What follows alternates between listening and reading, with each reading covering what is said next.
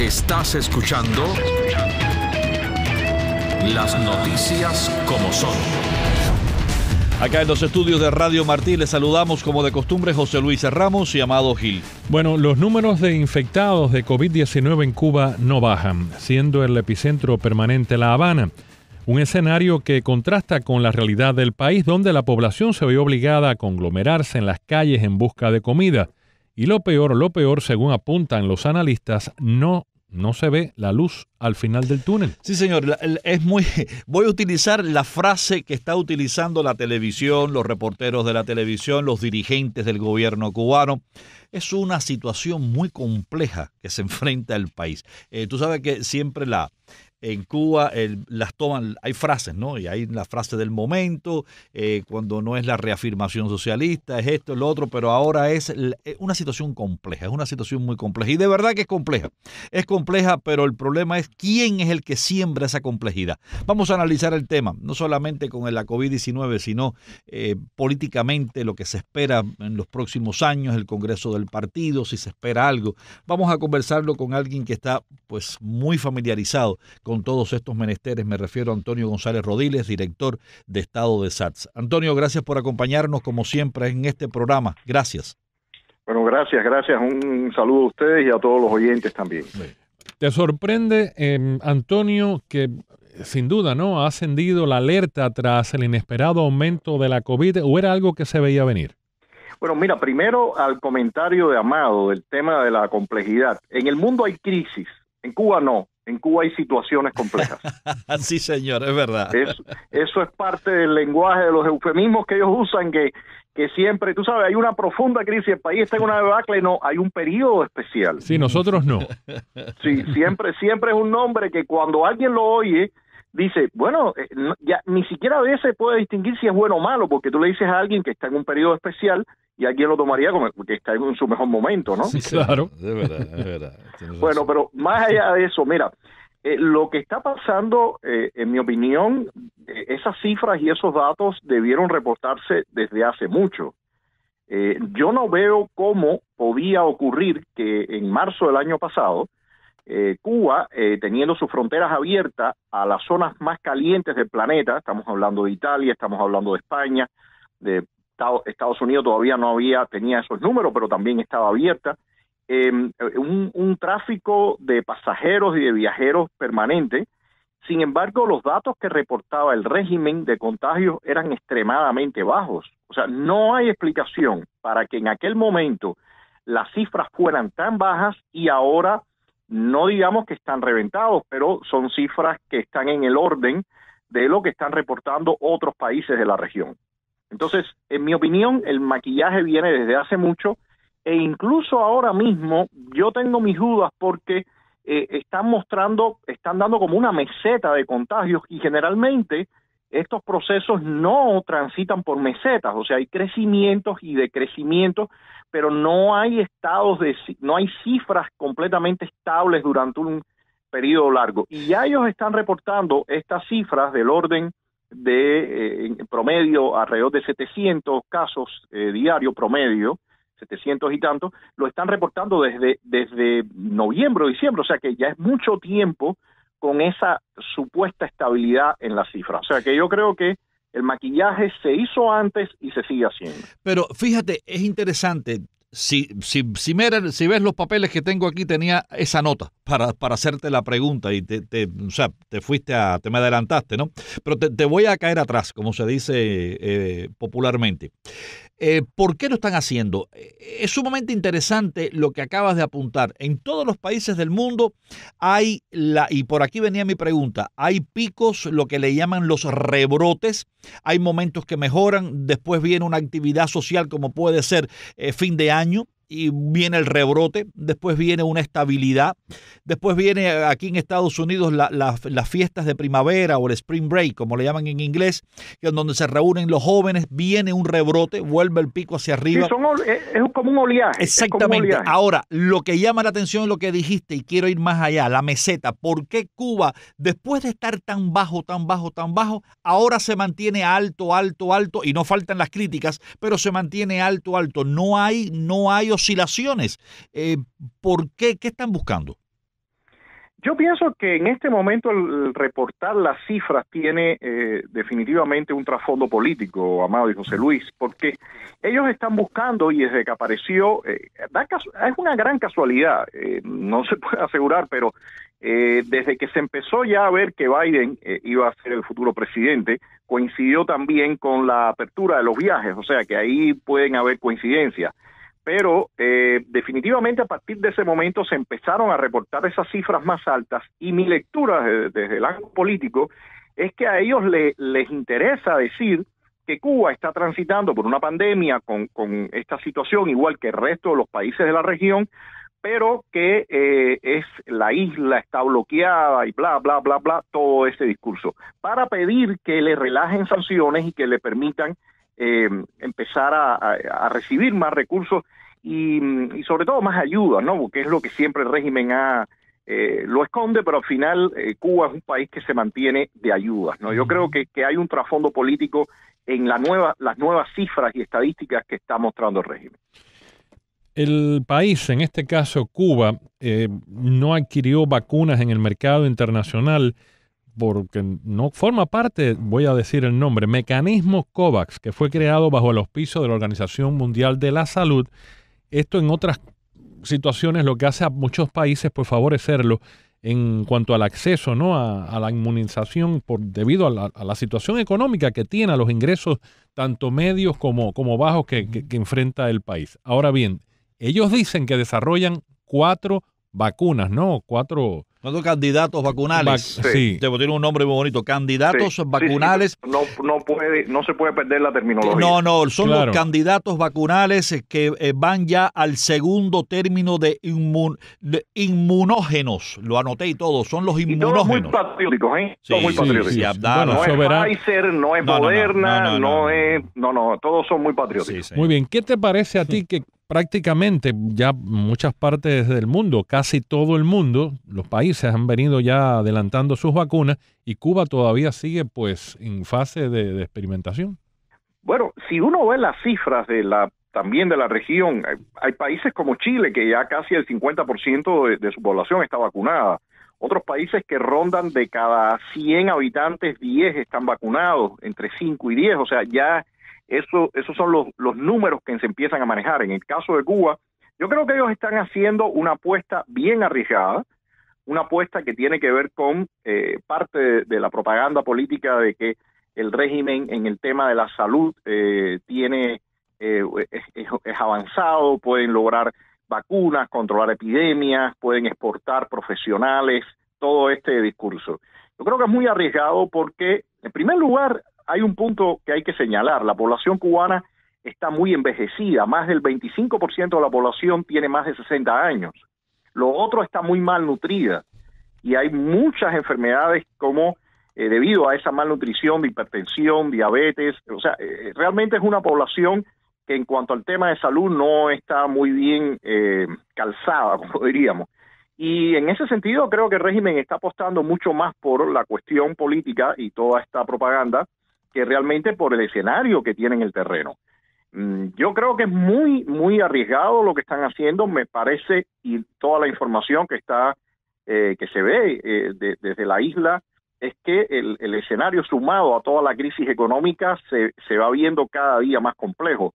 Yo no sé hasta cuándo ellos querrán aguantar y no pedir una ayuda internacional, porque me parece que, y ojalá Dios no lo quiera, pero las cosas se pueden complicar.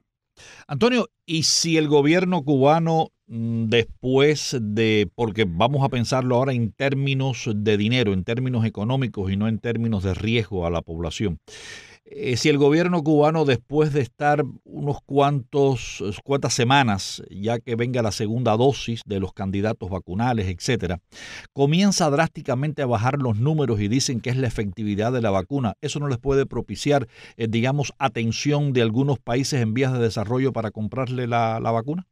Sí, claro. Yo creo que eso es lo que hay detrás, ¿no? A mí me parece que ese es el objetivo. Y bueno, de hecho ya Maduro dijo que en Venezuela iban a aprobar la vacuna. Creo que por allá Irán también lo anunció.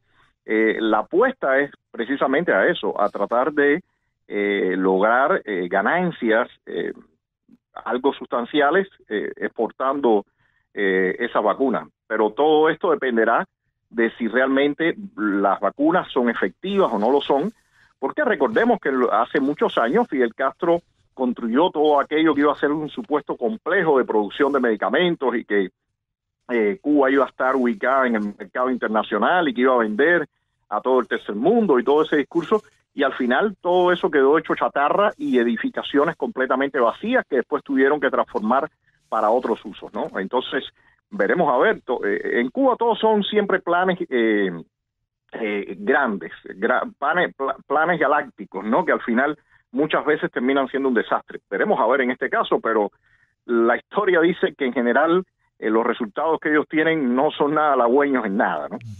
Y todo esto, bueno, en medio de este plan llamado ordenamiento que está causando mucha polémica, ¿cómo se vive estos meses desde que fue implementado el ordenamiento monetario, según tu información, Antonio?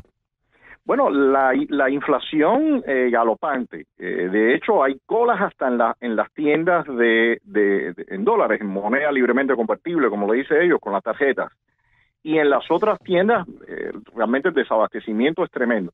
El mercado negro ha logrado ir sobreviviendo. La gente sigue buscando su subsistencia en ese carril de la economía, pero realmente muy golpeado porque el régimen, con toda esta cerrazón que existe por el tema de la pandemia y los controles que han lanzado, bueno, definitivamente ese sector está realmente golpeado, pero de todas formas la gente tiene que recurrir a él para sobrevivir. O sea que yo creo que pocas personas ya dudan que se encuentra el país en una situación ya similar a lo que se vivió en los años 90. El Congreso del partido, esperado para ellos y poco, digamos, de poco interés para un cubano de a pie, del Congreso del partido que viene ahora en el mes de abril, ¿pudiera cambiar en algo, digamos, los destinos del país desde su punto de vista? Quizás no para el pueblo, pero desde el punto de vista de los dirigentes, ¿se pudiera visorar algún cambio, algo distinto? Yo creo que ellos esperaban este Congreso en otro escenario. Primero, para ellos ha sido una buena noticia el tema de cambio de administración, a la administración Biden en un primer momento. Lo otro es que realmente y ya algunos de sus voceros, personas que son seguidores, que actúan como agentes también de influencia y demás, ya están quejándose de que no están ocurriendo los cambios que esperaban con la celeridad que esperaban. Eso es parte del escenario. Pero el asunto del coronavirus definitivamente les ha introducido una variable que no tenían en su ecuación, y este Congreso del partido yo diría que está ocurriendo en uno de los momentos más inciertos de los últimos tiempos. No está definitivamente y obligatoriamente está ocurriendo el paso del batón de esa vieja guardia, como ellos se llaman, a sus herederos, y está ocurriendo en un momento donde no hay realmente un rumbo bien definido y donde el escenario es completamente incierto. Yo diría que el cálculo de ellos no era llegar a este momento con esta situación. Pero el cambio hacia esa dirección, hacia un grupo de jóvenes, pero bajo la supervisión de, como se dice, ¿no?, de los históricos. Bueno, el poder sigue en Raúl Castro, su grupo cercano y sus aliados y familiares. Aquí no hay nada nuevo. Cuando algunas personas culpan a Díaz-Canel de responsabilidades y demás, Díaz-Canel realmente no manda nada en Cuba. O sea, él no tiene ninguna capacidad de decisión. Y hasta su lenguaje corporal y su discurso lo muestra. Cuando este individuo tiene que pararse en la Asamblea Nacional o en algunos otros lugares, se mueve de un lugar a otro, la voz se le cuaja, se le parte algunas veces, no se sabe si está emocionado o está casi llorando. O sea, todo esto muestra un individuo que para nada se despliega como lo hacía Fidel Castro, Raúl Castro, y muchísimo menos Fidel Castro, ¿no? Entonces, el poder sigue concentrado en ese grupo, el poder económico clarísimo en Callejas y sus allegados, y el poder político, para mí, supuestamente en control de la seguridad del Estado y todos estos órganos represivos, en el hijo de Raúl Castro también y su círculo. O sea que este Congreso del partido, en mi opinión, lo que va haciendo es cambiando los rostros, pero se va a ver cada vez más claro que el poder en Cuba ha sido así siempre, pero lo que pasa es que antes compartía el mismo puesto el jefe del partido, del ejército, que era Fidel Castro y todo, y el poder popular. Ahora eso se va un poco como ampliando, y me parece que quedará cada vez más evidente que el poder total en Cuba está en la élite militar, después viene el partido y más abajo el poder popular. Me llama la atención algo que has mencionado. Y mencionas, no lo dijiste por su nombre, lo voy a mencionar yo, Alejandro Castro Espín, el hijo de Raúl Castro, que llegó a tener una participación visible, muy amplia dentro de Cuba. Incluso después se supo que fue uno de los negociadores en las relaciones con Estados Unidos, si no es que fue el negociador principal. Escribió un libro, lo presentó el asesor de Raúl Castro en ese entonces, Abel Prieto. Parece que el libro se lo escribió Abel Prieto, no sé. Pero bueno, o sea, tuvo una participación importantísima, dio entrevistas a Russia Today, o sea, comenzó a participar. Coincidentemente, después de los llamados ataques sónicos a la sección a la entonces embajada, perdón, a la embajada americana y a los diplomáticos, como que desapareció. Yo digo que coincidió la desaparición pública con ese momento. No estoy relacionándolo, no tengo información privilegiada, pero sí por lo menos la observación. ¿Tú consideras que ese personaje sigue todavía al frente de muchas decisiones dentro de Cuba? Yo no tengo duda de eso, Amado, y le agregaría los elementos de su desaparición, a los elementos de su desaparición, la aparición de la administración Trump. O sea, definitivamente, con una administración Trump no convenía que él fuera el rostro como los cuando la administración Obama. Recordemos que incluso allá en Panamá, cuando Raúl Castro fue a la Cumbre de las Américas, que se encontró con Obama, en la foto aparece Alejandro Castro Espín al lado, en el círculo de ese encuentro de Raúl Castro con Obama. De hecho, en reuniones también él se sentaba frente a Susan Rice como asesor de seguridad nacional. O sea, realmente era evidente que él era el príncipe heredero. Pero después con la llegada de Trump, yo creo que el juego que hizo Raúl Castro fue sacarlo de la vista. No sé si en este momento reaparezca, es probable que no, porque recordemos que la Helms-Burton tiene uno de sus puntos, es que no puede haber Castros en el poder. Y de alguna forma ellos no necesitan aparecer en la nómina para realmente ser los que controlan todos los hilos de poder en Cuba. Y precisamente la conformación que han hecho ahora de un Consejo de Ministros, el Consejo de Estado, y por otra parte la institución, entre comillas, de la Presidencia de la República, está diseñada para que no aparezca ninguno de ellos. Sin embargo, ellos sean los que controlan desde detrás del telón todos los hilos, ¿no? Yo creo que es probable que Alejandro no vuelva a aparecer en escena, por lo menos en este escenario tan difícil que hay. Hablando de escenario, en estos momentos, según se ha estado informando en los últimos días, el presidente Biden, pues parece que está enfrentando presiones, ¿no?, de grupos, tanto de demócratas como de republicanos, para conocer hacia dónde va a avanzar su política. La Casa Blanca, si todo vemos, hasta ahora no ha dado señales, son pocas las pistas, ¿no?, hacia dónde va a dirigir el presidente Biden su política hacia Cuba. ¿Qué piensas tú? Bueno, el escenario acá en Estados Unidos es bien complejo y Biden tiene en sus manos un país realmente en una situación difícil, tanto al exterior como al interior. Y cuando han declarado de que Cuba no es una prioridad, bueno, me parece que es algo evidente. Sin embargo, como mencionabas, las presiones llevarán a que tengan que dar algunos pasos. Ojalá que esta administración no juegue igual que lo hizo la administración Obama. Uno de los casos, de los paradigmas que vendía la administración Obama de proceso de transformaciones y engagement, o lo que se llegó a llamar la doctrina Obama, era Birmania, y en estos días estamos viendo el desastre en que se ha convertido. yo espero que le pidan al régimen por lo menos pasos a cambio. No sé si lo hagan, no sé si el régimen qué responderá exactamente, pero mi impresión es que el castrismo no está mostrando para nada ninguna voluntad política de ni siquiera aflojar un poquito.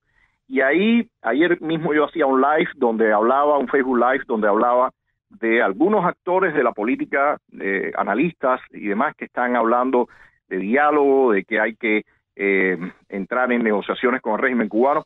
Mira, no va a haber negociaciones mientras del lado de acá, de la oposición, y ahí entro en esa ecuación de Estados Unidos, el régimen cubano y la oposición, mientras nosotros no tengamos un músculo para obligar al régimen, el régimen va a hacer todas estas jugadas como la que acaba de hacer el fin de semana, de sacar miles de personas a la calle, supuestamente mostrando el apoyo amplio que tiene de la población. Entonces, yo creo que el escenario es mucho más complejo y la situación es mucho más compleja, más difícil que decir que el régimen se va a sentar sencillamente en una mesa y va a aceptar transar, o sea, va a aceptar dar pasos. Eso dependerá mucho también del énfasis que ponga la actual administración. Claro. ¿Cómo se logra, perdóname, Amado, ese músculo, por qué no se ha logrado y cómo se puede lograr? Ya lo hemos hablado en otros momentos, Amado y José Luis. Yo creo que el apoyo que tiene que ver a la oposición interna tiene que ser muchísimo más resuelto de lo que ha ocurrido, y las experiencias existen. Cuando se habla, en algunos de los artículos que veía recientes, se hablaba de que la oposición polaca se sentó con el régimen de Jaruzelski, llegaron a algunos acuerdos. Hay que recordar que Solidaridad llegó a tener 10 millones de miembros, pero para llegar ahí, el apoyo que tuvo por parte de Juan Pablo II, Margaret Thatcher y el propio Reagan fue totalmente resuelto. Apoyo de todo tipo, político, en recursos, en medios, y eso fue lo que se convirtió realmente Polonia en la punta de lanza también para todo el bloque comunista. En el caso nuestro, realmente el apoyo ha sido minúsculo, e incluso si lo comparamos con Venezuela, la oposición venezolana ha recibido un apoyo muchísimo mayor que el apoyo que ha recibido la oposición cubana. Bueno, de hecho, la oposición venezolana maneja fondos. Guaidó maneja fondos. Guaidó maneja dinero confiscado al gobierno de Nicolás Maduro, que sí lo puede manejar.